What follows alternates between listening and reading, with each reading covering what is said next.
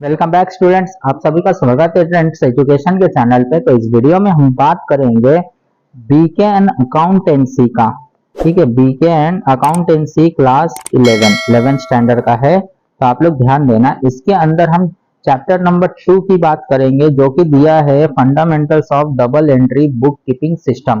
तो ये याद रखना, इसके अंदर बहुत ही इंपॉर्टेंट बेसिक सा कंसेप्ट है। ये जो वीडियो होगा, ये वीडियो के अंदर जो भी आप लोग सीखोगे, जो भी आप लोग सुनोगे, ये पूरे के पूरे अकाउंटिंग सिस्टम में काम करेगा। चाहे आप 11th का कर रहे हो, चाहे कोई भी चैप्टर कर रहे हो, 12th का कर रहे हो, चाहे कोई भी चैप्टर कर रहे हो, इन फ्यूचर जो भी आप करोगे, ये वीडियो वैसे के लिए बहुत इंपॉर्टेंट है। तो आप लोग इसे ध्यान से सुनना, समझना। ठीक है, बहुत इंपॉर्टेंट है। देखो, इसके अंदर पहले बात कर लेते हैं डबल एंट्री सिस्टम ओरिजिन हुआ कहां से, आया कैसे। हालांकि देखोगे तो इसके अंदर क्या दिया गया है कि this system notes is origin Italian merchant. ठीक है, इटालियन, एक इटली के देश का कोई बंदा था जिसको इटालियन मर्चेंट कहेंगे। नाम था लूका डी बार्गो पैसिलियोली। ठीक है, पैसिलियोली। ठीक है, तो याद रखना ये नाम है, बहुत डेंजर है। तो इन्होंने 10 नवंबर 1494 को डबल एंट्री सिस्टम का आविष्कार किया था। आविष्कार इन द सेंस कि कुछ आविष्कार विजुअविष्कार था नहीं, इनडायरेक्टली बोलूं तो भारत से जो चीजें गई थी वही चीजों का इसने छाप कर यहाँ पे अपने नाम पर दे दिया, ये अंग्रेज ने। तो आप समझना। And this day is celebrated as international accounting day. देखो, इस दिन को इंटरनेशनल अकाउंटिंग डे भी मनाया जाता है। ये अंग्रेज ने जो कि बनाया था भारत से चुराकर। क्लियर। आगे देखना कि recording of two aspects of monetary transaction in the books of account. ये इसी ने बताया कि डेबिट और क्रेडिट का, जो आप सुनते होंगे डेबिट और क्रेडिट, यही बंदा था बताने वाला, और इसने जो है डबल एंट्री सिस्टम के माध्यम से बताया। ठीक है, यही चीज आप पढ़ोगे। अब इसके अंदर कुछ इंपॉर्टेंट पॉइंट्स है। क्लासिफिकेशन ऑफ अकाउंट्स के रूप में आपको दिख रहा होगा पर्सनल और इम्पर्सनल। ठीक है, ये दो चीजें हैं, पर्सनल और इम्पर्सनल। अगर मैं पर्सनल बोलूं, मतलब वो किसी ना किसी पर्सनल से रिलेटेड रहना चाहिए। पर्सन हो या बिजनेस हो, पर्सनल से रिलेटेड रहना चाहिए। अगर मैं अपनी बात कर रहा तो पर्सन हो गया। ठीक है, पर्सन जो हो सकता है वो नेचुरल पर्सन हो सकता है, आर्टिफिशियल पर्सन हो सकता है, और रिप्रेजेंटेटिव पर्सन हो सकता है। तो अगर आप बात करोगे नेचुरल पर्सन की, तो natural person in the sense की जो कि किसी ने बनाया नहीं, नेचर गिफ्टेड है, जैसे इंसान। तो ऐसे ऐसे लोगों को हम नेचुरल पर्सन कहेंगे। तो अगर आप देखोगे किसी का नाम हो गया, जैसे आप हो, मैं हूं, कोई और होगा, हर एक बंदे का अपना अपना नाम होता है।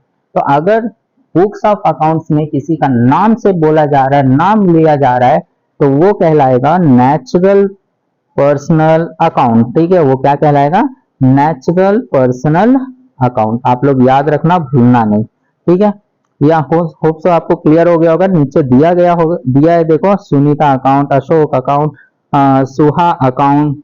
तो ये सब क्या है, नेचुरल पर्सनल अकाउंट। अगर आपको नाम दिख रहा है तो सीधी बात है, आपको किसमें आ जाना है, पर्सनल अकाउंट में। उसके बाद दूसरा हम बात करते हैं, दूसरे में जो दिया गया artificial personal account. Artificial personal account का मतलब होता है कि जिसे बनाया हुआ, मतलब बनाया हुआ है और उसको कोई ना कोई नाम दिया गया, लेकिन नेचुरल नहीं है, नेचर गिफ्टेड नहीं है, इंसानों ने बनाया है उसे। ठीक है, और उस चीजों को नाम दिया गया है। ठीक है, जैसे हो गया बिजनेस, है ना, कंपनी। कंपनी का, हर एक कंपनी का नाम होता है, लेकिन बनाया किसने, इंसानों ने। तो वैसे बिजनेसेस को हम कहेंगे आर्टिफिशियल पर्सनल अकाउंट। क्या बोलेंगे, आर्टिफिशियल पर्सनल अकाउंट। देखो एग्जांपल, जैसे Pune municipal corporation, Mumbai municipal corporation, है ना, बीएमसी। ठीक है, तो ये कहलाएगा आपका आर्टिफिशियल पर्सनल अकाउंट। इसका राधिका स्पोर्ट हो गया, क्लब हो गया, बैंक ऑफ इंडिया हो गया, कंपनी के नाम जैसे रिलायंस हो गया, टाटा हो गया। ठीक है, तो ये सब किसमें आएगा, ये सब के सब आर्टिफिशियल पर्सनल अकाउंट में आएगा। अगर हम बात करते हैं तीसरा, रिप्रेजेंटेटिव पर्सनल अकाउंट। अब representative personal account in the sense कि इसके अंदर जो है कहीं ना कहीं नेचुरल और आर्टिफिशियल पर्सनल अकाउंट से जुड़ा होगा, उसे बोलेंगे रिप्रेजेंटेटिव। मतलब किसी ना किसी ऐसे एक्सपेंसेस को, ऐसे इनकम को रिप्रेजेंट कर रहा है, उसे बोलेंगे रिप्रेजेंटेटिव पर्सनल अकाउंट। पर्सनल में आएगा, ठीक है। एक्सपेंसेस का मतलब खर्चा। आउटस्टैंडिंग का मतलब क्या होता है? आउटस्टैंडिंग का मतलब होता है कि देना है लेकिन दिया नहीं, ठीक है। देना है लेकिन दिया नहीं, ड्यू बट नॉट पेड। अंग्रेजी में क्या कहेंगे? Due but not paid. अब समझना, that is known as outstanding. उसके बाद है प्रीपेड एक्सपेंसेस। प्रीपेड एक्सपेंसेस का मतलब है कि मैंने ऑलरेडी उसको पे कर दिया है। प्रीपेड का मतलब क्या है? एडवांस। अब समझना, प्रीपेड का मतलब मैंने एडवांस में उसको एक्सपेंसेस पे कर दिया है। एक्सपेंसेस मतलब खर्चा दे दिया है, मुझे सर्विस अभी तक मिली नहीं। आउटस्टैंडिंग मतलब ऐसा है कि देना है लेकिन मैंने दिया नहीं। उधार में सामान ले लेते हैं तो देना है लेकिन दिया नहीं, आउटस्टैंडिंग हो जाएगा, ठीक है। प्रीपेड का मतलब कि मैंने ऑलरेडी दे दिया है, बाद में गुड्स दे रहा है वो, that is known as prepaid. उसके बाद है income. Income received in advance, वही हो गया प्रीपेड इनकम। तो प्रीपेड इनकम भी होगा, मतलब क्या है कि उसने एडवांस में मुझे पैसा दे दिया, that is known as prepaid income या इनकम रिसीव्ड इन एडवांस। उसके बाद एक्यूर्ड इनकम, आउटस्टैंडिंग इनकम। इसको क्या बोलेंगे? Outstanding income. वही इनकम जो है, जैसे सैलरी वगैरह होता है कि अभी सैलरी का समय आ गया है लेकिन अभी तक मुझे मिला नहीं, बोलता है बाद में ले लेना, that is known as outstanding income, ठीक है। उसको एक्यूर्ड इनकम भी कहेंगे आउटस्टैंडिंग को, ठीक है। देना है लेकिन इनकम अभी तक मिला नहीं, सैलरी अभी तक मिला नहीं, देना है, that is known as accrued income या आउटस्टैंडिंग इनकम। आप समझना, इसमें दो ही चीजें हैं, ज्यादा कुछ आपको सोचने की जरूरत नहीं है। पहला आउटस्टैंडिंग, देना है लेकिन दिया नहीं, या फिर आप समझ सकते हो एक्सपेंसेस है तो क्या हो सकता है? देना है लेकिन दिया नहीं। इनकम है तो देना है तो दिया नहीं। दूसरा है प्रीपेड, यानी कि एडवांस।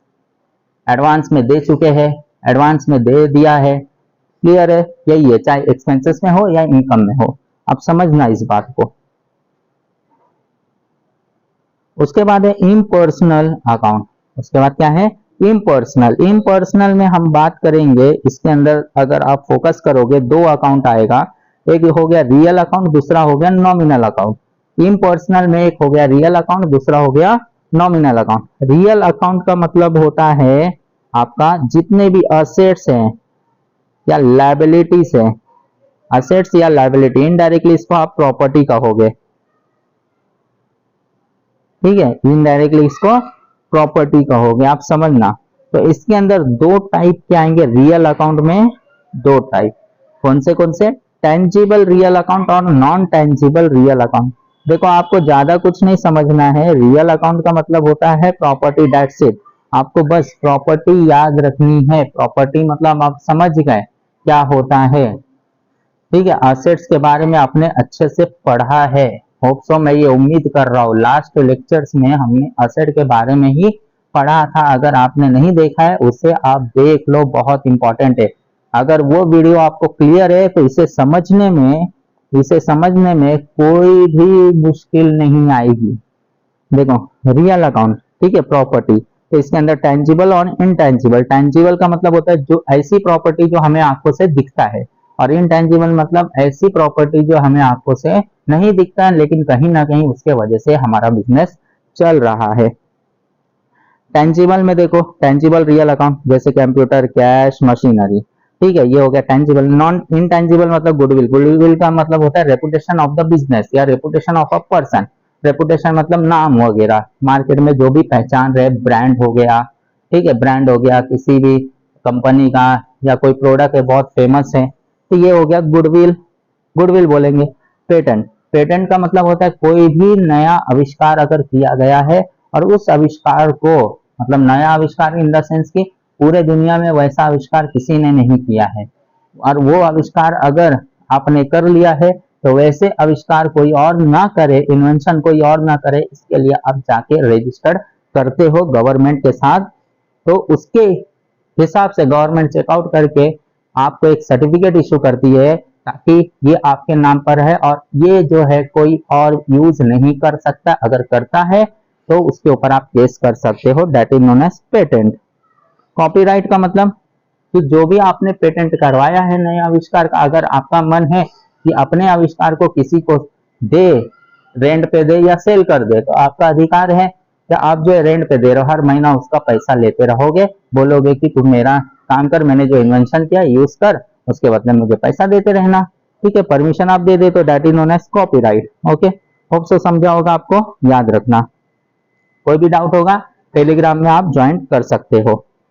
उसके बाद देखते हैं नॉमिनल अकाउंट। ठीक है, नॉमिनल का मतलब इतना आप समझना, nominal in the sense totally dependent है इनकम और एक्सपेंसेस पे। टोटल डिपेंड किस पे है? इनकम और एक्सपेंसेस। जहां पे भी आपको खर्चे से रिलेटेड जो भी वस्तुएं है वो नजर आए तो आ जाना नॉमिनल अकाउंट में। उसके अंदर expenses and losses, income and gains. Expenses and losses में जो भी खर्चे है और नुकसान है वो हो गया आपका। दूसरा इनकम एंड गेन्स, ये हो गया। ठीक है, इसके अंदर स्टेशनरी परचेस एडवर्टाइजमेंट, और गेन्स में income, interest received, discount received, sale होगा तो पैसा आएगा, डिस्काउंट मिलेगा तो भी अच्छा है हमको, डिस्काउंट रिसीव हुआ, इंटरेस्ट रिसीव्ड जैसे बैंक देता है हमको, तो ये सब किसमें आ जाएगा? इनकम एंड गेन्स में। आप सब याद रखना इसे। ठीक है, तो होप सो आपको समझा होगा। इसमें दो कवर किया हमने, पहला मीनिंग देखा, ओरिजिन देखा, दूसरा क्लासिफिकेशन देखा। तो क्लासिफिकेशन में ये इतना सारा आपको समझ में आ गया होगा, पर्सनल, इम्पर्सनल। ठीक है, पर्सनल में 3 कैटेगरी थे, natural, artificial and representative. Impersonal में 2 कैटेगरी है, real account and nominal account. Real account में 2 कैटेगरी बनाया गया है कि tangible real account, intangible real account. और उसके बाद नॉमिनल अकाउंट, तो नॉमिनल अकाउंट में 2 कैटेगरी बताया, expenses and losses, income and gains. तो आप लोग इतना याद रखना। अगर कोई भी किसी भी तरीके का डाउट है हमारे टेलीग्राम ग्रुप में ज्वाइन कर सकते हो, वहां पे आपको डाउट क्लियर मिल जाएगा, क्लियर हो सकता है। ओके, किसी से भी रिलेटेड, अगर आपको कॉलेज से रिलेटेड चाहिए जानकारी तो भी उसके अंदर मिल सकता है, आपको यूनिवर्सिटी से रिलेटेड चाहिए तो भी मिल जाएगा। आप ज्वाइन कर लेना, लिंक जो है आपको डिस्क्रिप्शन में मिल जाएगा। एंड इस वीडियो को लाइक करिए, शेयर करिए एंड सब्सक्राइब करिए। ओके, तो इस वीडियो में बस इतना। अब मिलेंगे नेक्स्ट लेक्चर के साथ अगले वीडियो में। तो इस वीडियो में इतना ही, धन्यवाद।